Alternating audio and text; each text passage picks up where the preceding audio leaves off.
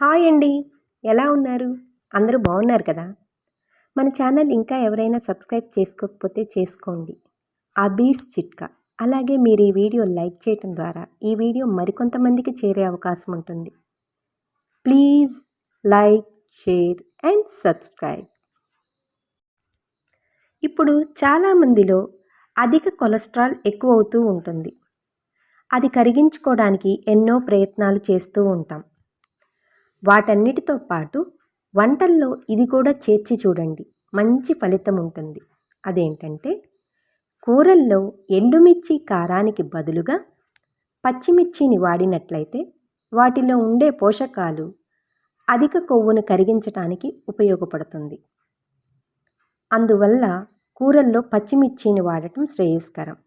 అవసరమైన వారు ట్రై చేసి చూడండి, మంచి ఫలితం ఉంటుంది.